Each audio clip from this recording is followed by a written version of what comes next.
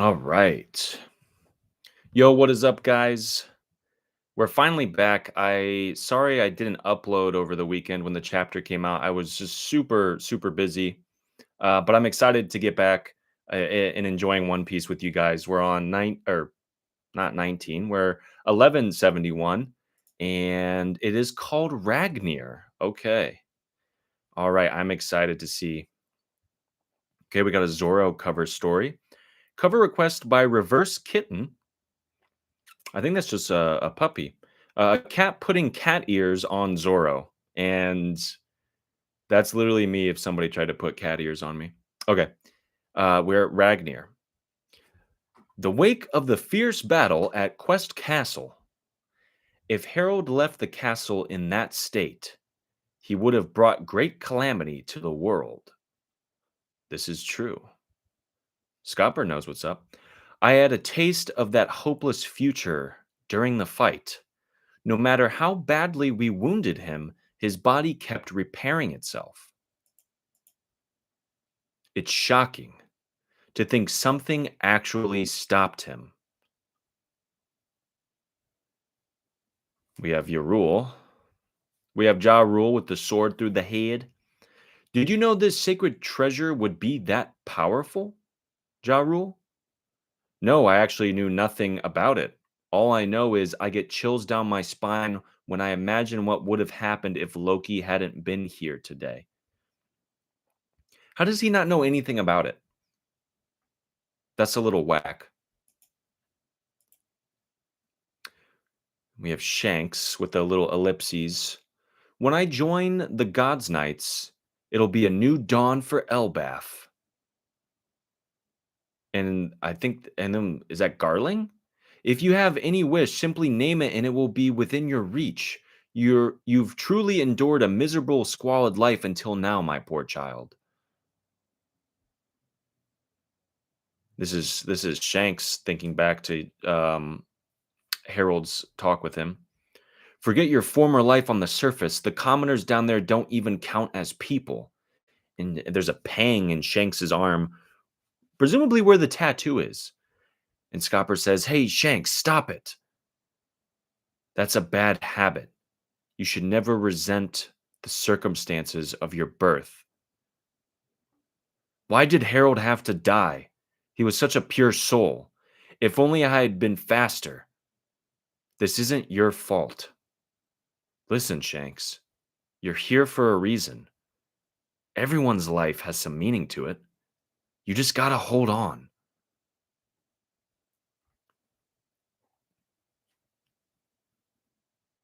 And then we have Loki. Oh my god, this was so terrible. Is this what happens when you love your country too much? This sucks. Harold's dead.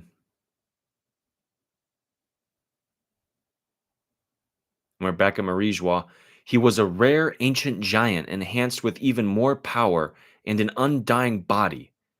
Those traits made him a true monster, and yet he was still killed? Who could have? Is something unforeseen lurking on Elbaf? We have the Elder Stars. We should have the Abyss pentagram carved by Harold inspected. That shall not be necessary. It would only result in the death of another knight. Every covenant comes with a price to be paid, even for Mu. Okay. Guys, is Emu just a shadow? Like at this point, like like this is the longest silhouetted character we've ever seen. And the stuff that happened with him and Sabo makes me feel like he could be like a shadow demon. Like I don't know, there's something weird going on. There's some weird relation, I think pretty obviously, and maybe people have said this and I'm like the last one to jump on the bandwagon. I don't know, but there's a weird relation between Emu's powers, whatever they are, and Blackbeard's powers. Also whatever they are, right? Because Blackbeard isn't a Logia. He cannot become intangible. And so like Luffy, I feel like it's pretty apparent that Blackbeard also has some form of mythical Zoan or ancient Zoan. I feel like it has to be some kind of Zoan. Anyway, let's continue. Saturn says he had no qualms about lowering his head to appease humans. All he ever sought was communion with other nations and peoples.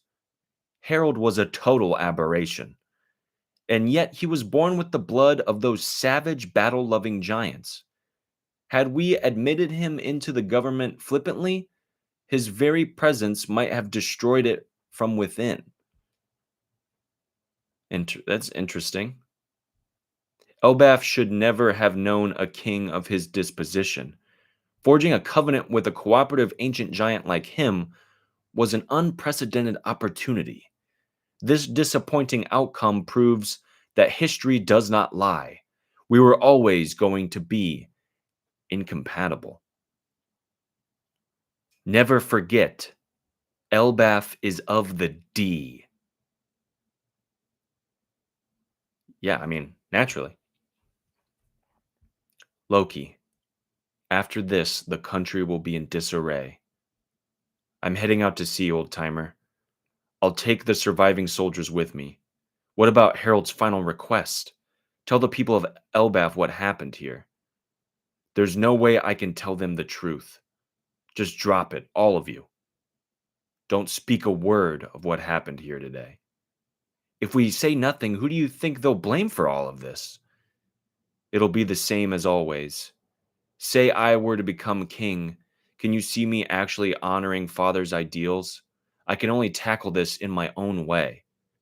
With this ability, I'll settle the regrets of the old man and his soldiers. And Loki just becomes more interesting by the chapter. I love this. Don't be stupid, Loki. The world government is a big organization. It won't be as easy as you think. And Shanks and Scopper are contemplating.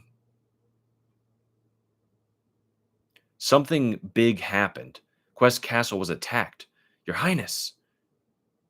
After that, I set out to sea. Howardin. After that, I set out to sea.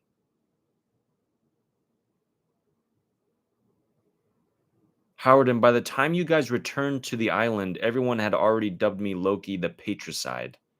And I made no effort to correct that narrative. But, oh, we're jumping back. We're finally jumping back. It's not like I was crazy enough to brag about killing him either. I just didn't want everything he stood for to be dismissed because of how things turned out. With all that in mind, do you really think I should have told the people everything? He's telling the truth, Howardin. Get it already? I really don't want to relive all this crap. Elder Yarul always opposed always op- Elder Yarul always opposed to your execution. I can understand why you chose to keep this secret. Father choosing death in the face of the government's manipulation. The world government has been our enemy all this time. I wonder what did they do to Father? Indeed, and now they've sent more knights to Elbaf, some with deep ties to Harold. Even Loki doesn't know all the details about Harold's dealings in the Holy Land. I can fill you in if you want.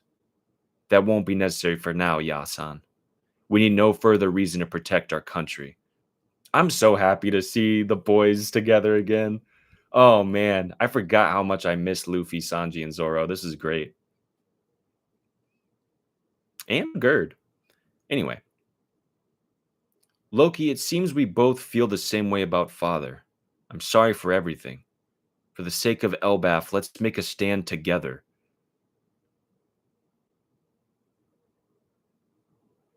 And he's like, gets the chains taken off. And Luffy, whoa, that's great, Loki. You can fight now. We get a monstrous roar in the distance. Huh? Oh, we got the giant skeletons from Killingham, the giant nightmares. That's one of the monsters that was rampaging up there.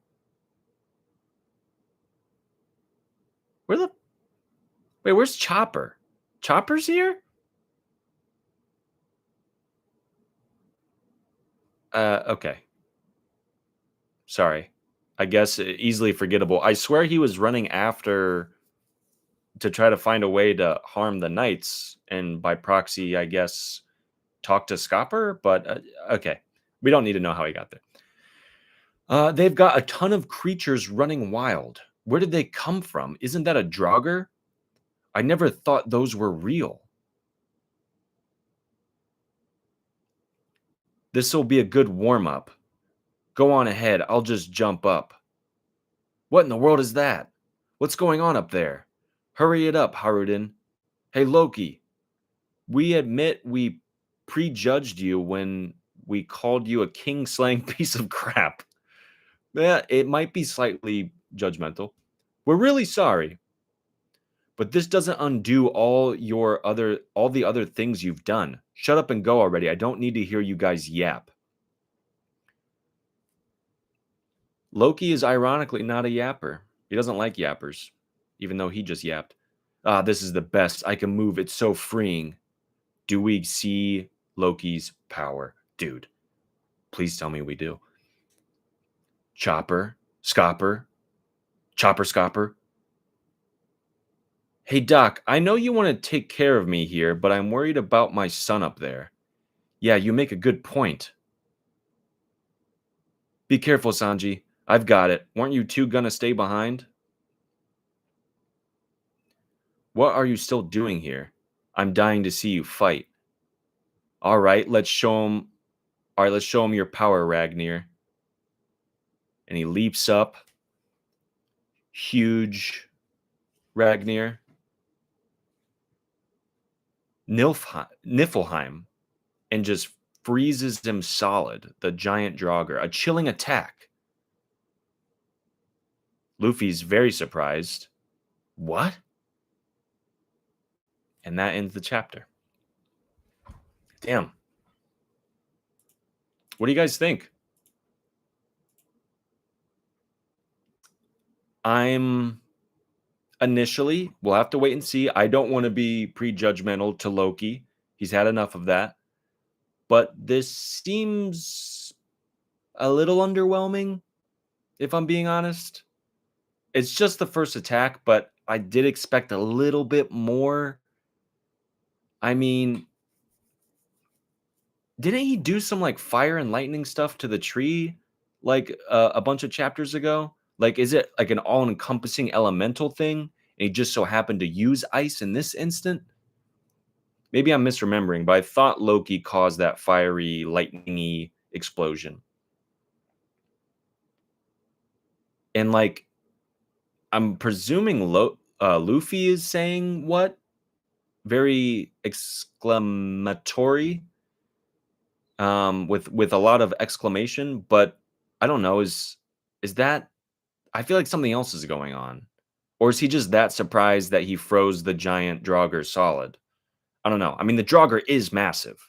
The AOE of Ragnar and Niflheim is insane.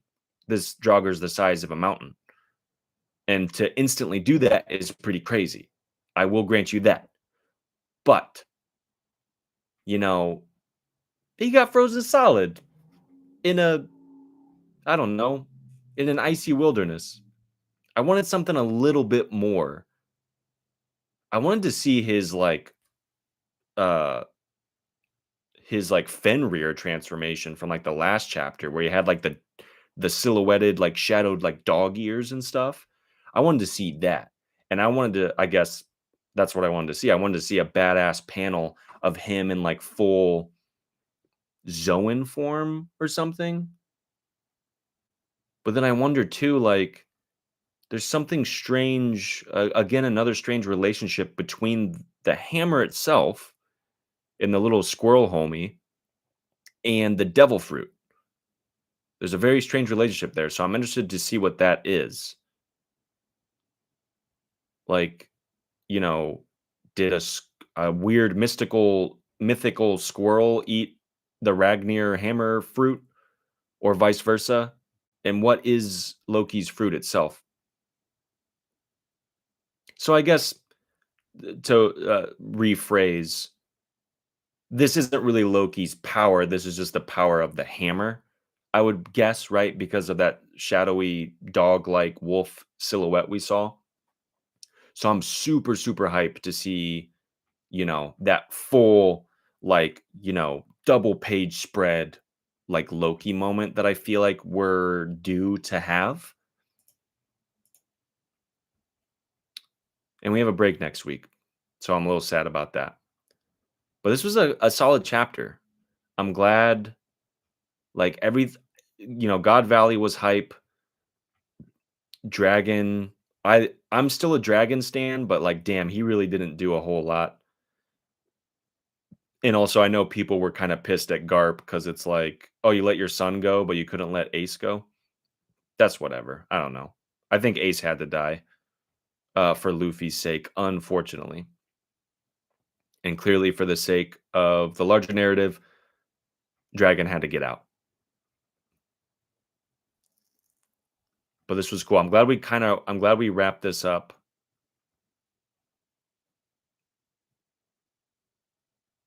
and I'm interested to see, like, the pain that Shanks is, like, experiencing with his, Abyss mark, or, his Abyss, pentagram.